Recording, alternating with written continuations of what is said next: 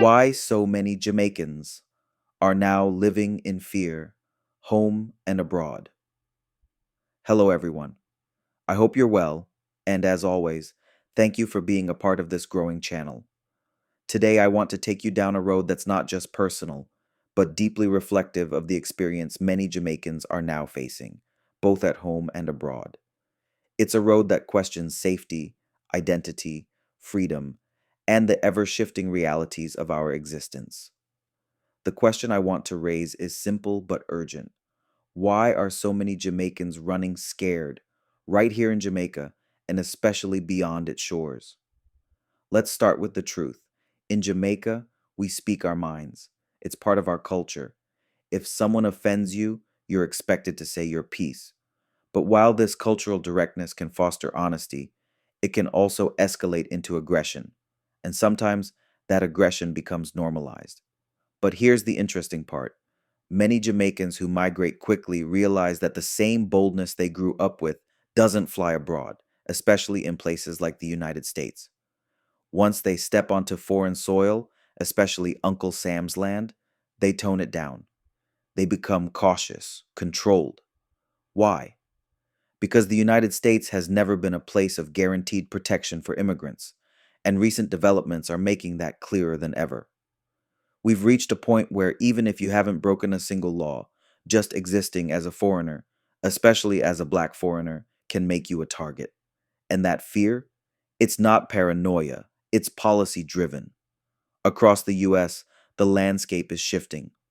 Laws are being written and rewritten, and not necessarily in ways that protect the rights of immigrants.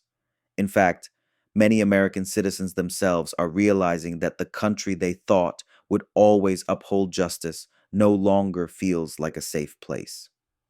If you see white Americans quietly saying, "We're just trying to survive," what then must a black immigrant do? He must tread lightly, keep a low profile, and avoid drawing attention.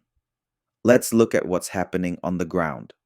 Across institutions, universities, businesses, and even government agencies, there's a calculated attack on diversity and inclusion. The very terms that once represented fairness, equality, and the hope of being seen are now being stripped away. Professionals whose entire roles were based on equity and representation are being laid off. I recently spoke with someone who just returned from a vacation cruise, only to be told they no longer had a job because their position involved diversity and inclusion. At universities, job titles are being changed. Entire departments are being erased, and this isn't isolated, it's systematic. Even those working in special education, those trained in inclusive teaching for children with learning differences, are now walking on eggshells. The language of equity has become problematic. The values we thought were unshakable are being dismantled, one policy at a time. It makes you wonder, if inclusion is now considered dangerous, is this still a safe space? To my fellow Jamaicans, this goes deeper than just the Garcia case. If you followed that story, you'll understand the gravity. He was deported to a country he had no ties to, and that precedent is dangerous. Imagine you're a Jamaican citizen traveling back to the US to finish your final years before retirement. Imagine being stopped at the border and told, "We're denying your entry based on X and Y." Now imagine they don't send you back to Jamaica, but somewhere else entirely. Far-fetched? Think again. Just recently, a hot mic captured a disturbing conversation about building overseas prisons for certain problematic individuals, potentially even US citizens. That's where we are.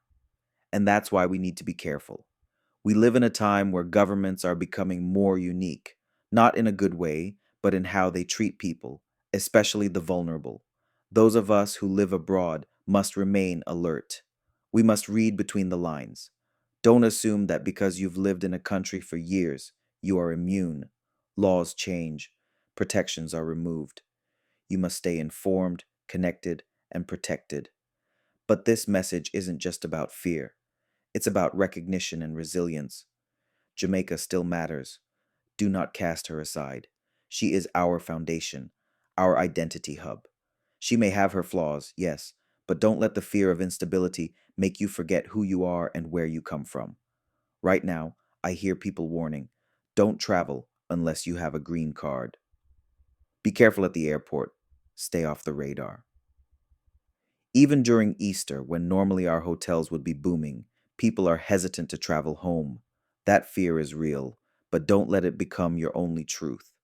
We need to anchor ourselves in the values that built us: truth, pride, and community. We must have these difficult conversations, not to provoke fear, but to build awareness. What is happening now will not be fixed overnight.